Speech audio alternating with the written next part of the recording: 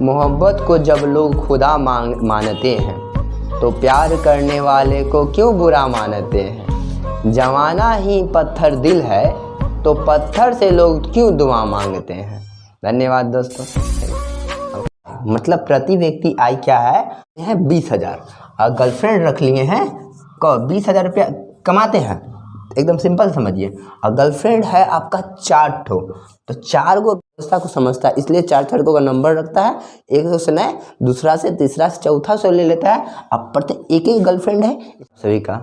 इसमें करते स्टार्ट है भारतीय अर्थव्यवस्था यानी इकोनॉमिक्स। चैप्टर है आपका भारतीय अर्थव्यवस्था, राष्ट्रीय आय।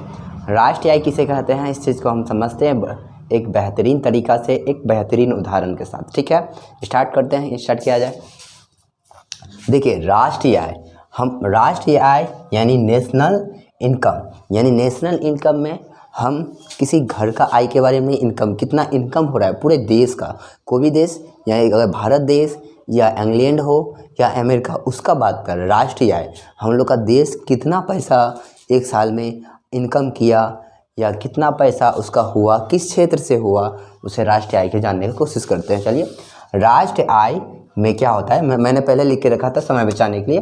ठीक है, राष्ट्रीय आय में क्या होता है, किसी देश के अंदर सभी सरकारी और निजी से आय, यानी जितना सरकारी पैसा आया, सरकारी से हम कितना कमाए, और हम निजी व्यक्ति, निजी मतलब प्राइवेट व्यक्ति से हम कितना आया। जैसे कि आपका एक दुकान है और आपका एक बेटा नौकरी में है, तो वो दोनों मिलके कितना इनकम हो रहा है, वो दोनों इनकम को हमें यहाँ पे जोड़ा जाता है। जैसे एक उदाहरण समझिए, देश में कोई, जैसे हम लोग का भारत देश में कोई भी परिवार में है तो परिवार में 2 सदस्य होते हैं। या मान लीजिए आप हैं, क्या है, आप है कोई सरकारी काम, ठीक है, तो सरकारी से मान लीजिए 50,000 रुपये पर मंथ कमा रहे हैं। ठीक, और उसके बाद आप 1 लाख रुपये पर मंथ इससे कमा रहे हैं। किससे? आपके पिताजी कमा रहे हैं। किससे? कोई फैक्ट्री है या कोई बिजनेस से या कोई खेती से या कोई मजदूरी करके कमा रहा है। यानी दोनों को अगर हम जोड़ देते हैं तो वह राष्ट्रीय आय में आता है।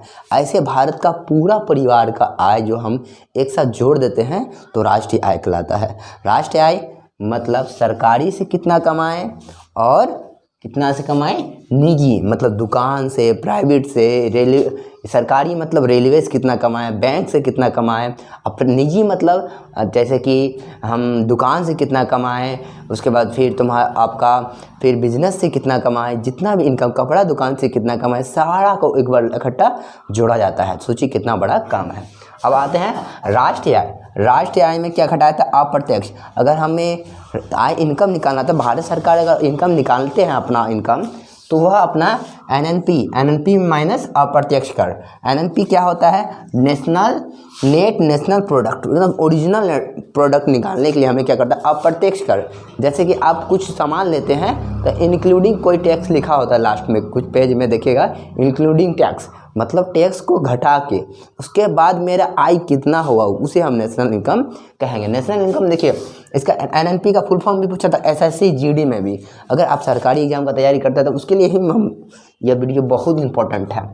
देखिए, एन सिवा नेशनल नेट और एन सिवा नेशनल, पी सिवा प्रोडक्ट। हम लिख देते हैं एन सिवा आपका नेट, एन सिवा आपका फिर ये नेशनल, अब पी से हुआ आपका प्रोडक्ट।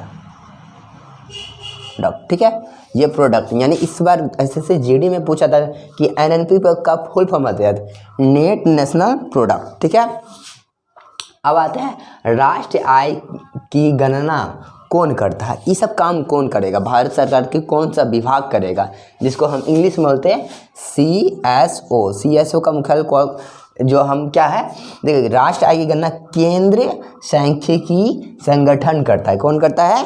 केंद्रीय सांख्यिकी संगठन, मतलब ये एक भारत सरकार का एक विभाग है, वह पूरा राष्ट्रीय आय का गणना वही करता है। जैसे कि आपका गणना कौन करता है? आपका घर का आपकी मम्मी करती है, और हमारे लोग का भारत सरकार का एक डिपार्टमेंट है केंद्रीय सांख्यिकी संगठन।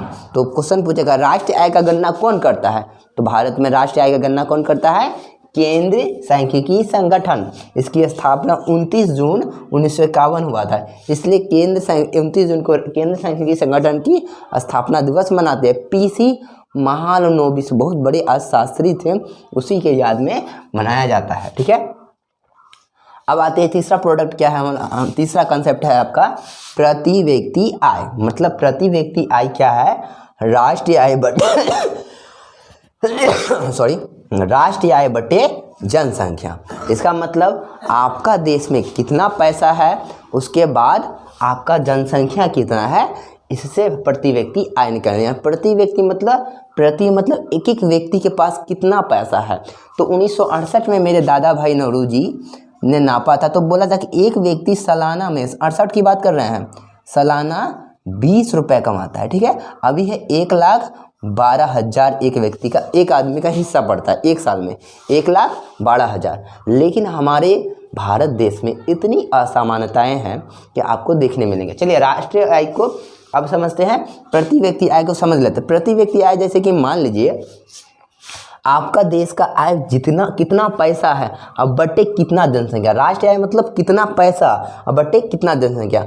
मान लीजिए एक उदाहरण समझिए, एक उदाहरण है आपका, मान लीजिए आपका परिवार में है कितना, 5,000 रुपया एक आदमी कमा रहा है। ठीक है कितना, 10 आदमी आपका परिवार में, तो उसको डिवाइड कीजिएगा तो यानी 500 निकला। यानी एक परिवार में एक आदमी आपका 500 रुपया करके पड़ा। यानी प्रति व्यक्ति मतलब एक एक आदमी को 500 रुपया करके हिस्सा पड़ा कि उसका 500 रुपया कमाया हुआ है। जैसे इसको उदाहरण और एक समझिए, जैसे आपका क्या है, आप कमाते हैं 20,000 और गर्लफ्रेंड रख लिए हैं, 20,000 रुपया कमाते हैं, एकदम सिंपल समझिए। और गर्लफ्रेंड है आपका 4 ठो, तो 4 गो गर्लफ्रेंड है ना, तो सोचिए आप उसका चारों थोड़ा कुछ ना कुछ खर्चा वर्चा दीजिएगा तो चारों का भाग लग जाएगा। आप मात्र 500 रुपया महीना समझ लिए चारों को पोस रहे हैं। ठीक है, इतना ख़त्म है। यानी इससे आपका जीवन स्तर दिखाया जाए, कितना जीवन स्तर है। मान लीजिए कोई लड़की, उसका बॉयफ्रेंड वो कमाता कुछ नहीं है, बस वो अपना 4 गो बॉयफ्रेंड रख ले हैं, सब कमाता है 50,000 रुपया, चारों बॉयफ्रेंड से उसका आ जाता है। तो 4 बॉयफ्रेंड है और उसके पास 50,000 रुपया आ जाता है। सोचिए अकेला आदमी और वो अकेले है, तो उसका टोटल हिस्सा अकेला में मिलेगा। एक व्यक्ति का 50,000। तो लड़की लोग सोचे अर्थव्यवस्था को समझता है, इसलिए 4 का नंबर रखता है, एक से नहीं, दूसरा से, तीसरा से, चौथा से ले लेता है। अब प्रत्येक एक गर्लफ्रेंड है इसलिए एगो, और एक समझदार व्यक्ति है वो कमाता है 10,000 रुपया और उसका गर्लफ्रेंड एक भी नहीं है, यानी संख्या एक भी नीचे में कुछ नहीं है, तो समझ लिए उसका 10,000 टोटल बच जाएगा। क्यों? क्योंकि वह अपने ऊपर प्रति व्यक्ति आय उसका ज़्यादा है। इससे प्रति व्यक्ति आय से क्या होता है कि आप समझ सकते हैं कि कौन व्यक्ति का जीवन स्तर कितना है। मान लीजिए आपका परिवार में 20 आदमी है, कमाते हैं 20,000, लेकिन समझिए एक आदमी कमाते हैं तो उसमें आपका नहीं बचेगा। अब 20,000 है, अब 20 आदमी 20 हज़ार रुपये करके कमाएं तो प्रति व्यक्ति 20 हज़ार रुपया हो जाएगा। ठीक है, तो प्रति व्यक्ति आपका जीवन स्तर को दिखाता है, कितना अमीर है ये दिखाता है। अगर एक आदमी कमाने वाला है और 10 आदमी खाने वाला है तो समझ लिया आपका प्रति जीवन स्तर ठीक नहीं है। ठीक है, अब आते हैं अब हिंदू विकास दर क्या है। क्वेश्चन पूछेगा हिंदू विकास दर किससे संबंध रखता है, तो राष्ट्र आय। हिंदू मतलब धर्म नहीं होता है, धर्म हिंदू का तो सनातन धर्म होता है, लेकिन हिंदू विकास दर क्या है, इसमें राष्ट्र आय से संबंधित है। ऑप्शन सी में लिखा रहता है। ठीक है, राष्ट्र आय गणना करने की विधि। देखिए राष्ट्र आय गणना करने की विधि 3 विधि है। जैसे आप लोग बताइए, आप भी गणना घर में खर्च होते हैं तो आप भी कोई ना कोई विधि से काउंटिंग करते हैं, भाई कहाँ कहाँ खर्च हुआ, इतना इतना। इस भारत सरकार भी अपना विधि बना कर रखा है कैसे गिने। ठीक है, तो सबसे पहले है उत्पादन विधि। उत्पादन विधि में वस्तु और सेवा दोनों को काउंट किया जाता है, लेकिन इसमें समस्या क्या होता है, वस्तु को हम 2 बार गिन लें। जैसे कि यहाँ पे वस्तु खेत में गिन लिए और सेवा करने के टाइम मान लीजिए खेत में 1 किलो आटा गेहूँ बिका तो उसको भी गिन लिए। जब सेवा करने वाला 1 किलो बेचने वाला आया तो उसको भी गिन लिए, तब दोहरी समस्या उत्पन्न हो जाती है। तो उत्पादन विधि में क्या होता है, वस्तु प्लस सेवा को दोनों को गिना जाता है। ठीक है, आय विधि इसमें सभी क्षेत्र में, या आपका निजी क्षेत्र हो या आपका सरकारी क्षेत्र हो, सभी क्षेत्र से हम क्या करते हैं गिनते हैं। जैसे कि मान लीजिए निजी व्यक्ति कितना कमाया उसको भी काउंटिंग करेंगे और उसके बाद सरकारी व्यक्ति कितना कमाया उसको भी काउंटिंग करेंगे। उसके बाद कितना व्यक्ति बिजनेस से कितना कमाया, उसके बाद क्या किया स्कूल वाला कितना कमाया, सारा को हम काउंटिंग करके तो करते हैं। तो भारत में आय विधि और उत्पादन विधि दोनों करते हैं, ठीक है। अब आते हैं उपभोग विधि, इसमें होता है उपयोग और बचत। ये जो है ना विकसित देश करता है। कौन सा देश? विकसित देश, जो कि अपना अर्थव्यवस्था को अच्छा सा विकसित कर लिया है। विकसित देश कहने का सेंस है अमेरिका, रूस, ये सब विकसित देश है। उपयोग, देखिए उपयोग और बचत, देखिए उन लोग मानता है कि आप खर्चा किए वो आपका राष्ट्रीय आय नहीं है, आप कितना बचत किए और कितना उपयोग किए दोनों देखेगा। आप पैसा खूब उड़ा रहे हैं, ये अनाप शनाप उड़ा रहे हैं, वो सब नहीं देखेगा, उसको काउंटिंग ही नहीं करेगा। वो देखेगा कि आप कितना बचा आपके पास। मान लीजिए 20,000 रुपये कमाए। उत्पादन विधि में, उपभोग विधि में क्या करता है क्या विदेश लोग वाला कि बोलता है कि नहीं आप कितना कमाइए, लास्ट के महीना में आपके पास 5,000 बचा है तो वही आपका उपभोग क्या है, आय है। क्या है? आय है। ये सब विकसित देश वाला करता है। अब मान लीजिए बहुत कमाए, 5 लाख कमाए, अब बच 1 रुपया भी नहीं रहा है तो आप कुछ भी नहीं किए। और उसका उपयोग भी सही जगह होना चाहिए। अब पैसा है कहीं दारू पी के उड़ा दिए, कहीं घूमने उड़ा दिए, तो इसमें आपका आय में नहीं आएगा। इसमें आएगा क्या कि बचत कितना कर रहे हैं, उपयोग कितना कर रहे हैं। वो पैसा का आप उपयोग कहने का सेंस है कि बिजनेस में और लगा रहे हैं या आप उससे घाटा कर रहे हैं, तो यह विधि से किया जाता है। बस इतना कंसेप्ट था।